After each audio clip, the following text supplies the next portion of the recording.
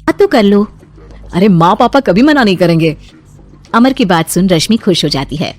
ऐसे ही दिन बीतते हैं और देखते ही देखते लॉकडाउन खुल जाता है, जिसके अगले ही दिन अमर अपने परिवार के साथ रिश्ता लेकर रश्मि के घर पहुंच जाता है। अभी लॉकडाउन खुला ही है और कोरोना तो खत्म भी नहीं हुआ, इसलिए ज्यादा कुछ ना करके अगले कुछ दिनों में छोटे फंक्शन के साथ शादी कर लेते हैं। अमर के पापा की बात पर सब सहमत हो जाते हैं। कुछ दिन बाद दोनों की शादी हो जाती है और रश्मि अपने ससुराल पहुंच जाती है। बेटा, शादी तो तूने अपनी मर्जी से कर ली, लेकिन बहू को बोल देना इस घर में हुक्म मेरा ही चलेगा, इसलिए अपना राज जमाने की कोशिश भी ना करें। माँ, रश्मि को यहाँ सिर्फ प्यार, आशीर्वाद और अपनापन चाहिए, पैसा या राज नहीं। बेटी की बात पर सास मुंह बनाए वहाँ से चली जाती है और अब वो हर रोज रश्मि को परेशान करना और ताने देना शुरू कर देती है। देखो, ये है आजकल की लड़की, इंटरनेट पर लड़कों से बातें करते हुए इन्हें शर्म भी नहीं आती, और यहाँ तो देखो कितनी सीधी सुशील बनकर दिखा रही है। मम्मी, शादी के रिश्ते वाले इंटरनेट ऐप से जब किसी को कोई दिक्कत नहीं है, फिर डेटिंग ऐप के जरिए मिलना किस तरह गलत हो सकता है? रश्मि के डेटिंग ऐप वाली बात सुन उसकी हैरान सास तुरंत तुनक कर पूरे घर को सिर पर उठा लेती है, जिसकी आवाज सुन अमर और उसके पापा भी वहाँ आ जाते हैं। हाय मेरी माता, इतना बड़ा झूठ! डेटिंग ऐप को इंटरनेट के जरिए मिली है बोलकर इस कलमुही को मेरे सर ला बिठा दिया। अरे नासपीटी, तुझे जरा भी शर्म नहीं आई? वहां न जाने कितने लड़कों से गुलु गुलु करके तुझे मेरा ही लड़का मिला था फंसाने के लिए। माँ, मुझे तो समझ नहीं आ रहा क्या बोले जा रही हो। डेटिंग ऐप इस्तेमाल करना कोई अपराध नहीं है, और तुम रश्मि को ऐसा कैसे बोल सकती हो? मैं भी तो था उस ऐप पर। पहले उसके लिए माँ से झूठ बोला और अब लड़ाई कर रहा है। सास और अमर की बात सुनकर रश्मि हैरान खड़ी रहती है। अमर, तुमने घर में झूठ क्यों बोला?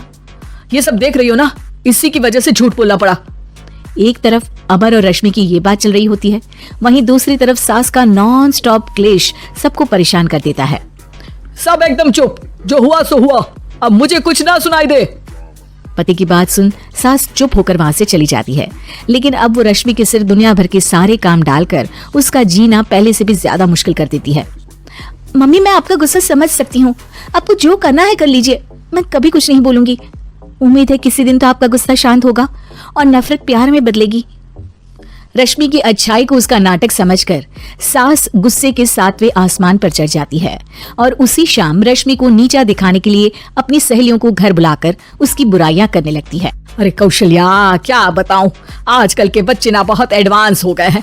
पहले रिश्ते घर परिवार वाले सब देख परख के कराते थे, और अब ये लोग खुद न जाने कहां कहां मिलकर खुद ही सब कुछ पक्का करके हमें बता देते हैं। लड़की का कैसा दिन धर्म, कैसा ईमान, कैसा चरित्र, कुछ नहीं पता, बस प्यार किया और घर लाकर बिठा देते हैं।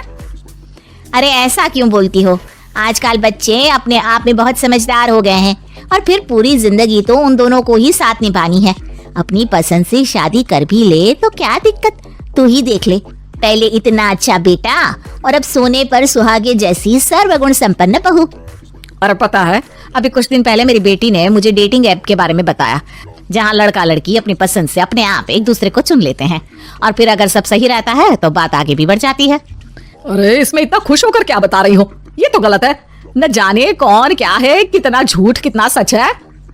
अरे पर सोचो, जब तुम किसी के बताए रिश्ते को देखने जाते हो तो क्या एक ही बार देखने से सच झूठ का पता लगा सकती हो? जरूरी नहीं कि बच्चों का लिया फैसला हमेशा गलत हो। अरे बहुत बार हमसे भी तो गलत फैसले होते हैं ना। अच्छे बुरे लोग तो हर जगह मिल सकते हैं, फिर इसमें सिर्फ बच्चे ही गलत कैसे? सहेलियों की बात सुन सास सोच में पड़ जाती है, और इसी तरह कुछ दिन बीत जाते हैं, जिसमें ना तो वो रश्मि को परेशान करती है और ना ही कोई ताना सुनाती है, जिसे देख रश्मि परेशान हो जाती है। मम्मी, आपकी तबीयत तो ठीक है ना? कुछ दिनों से देख रही हूँ आप मुझे कुछ बोलती ही नहीं। तो मेरा परेशान करना ज्यादा अच्छा लगता है क्या?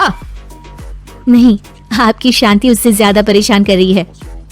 शांति इसलिए है क्योंकि मुझे एहसास हो गया है कि गलत तुम लोग नहीं, मेरी सोच है। प्यार तो एक सुंदर एहसास और शादी खूबसूरत साथ है। अगर ये साथ सच्चा है तो कहीं पर भी किसी भी तरह जुड़ा हो, उससे कोई फर्क नहीं पड़ता। आप कौन है? इतनी अच्छी बातें मेरी पत्नी तो नहीं बोल सकती। क्या आप भी?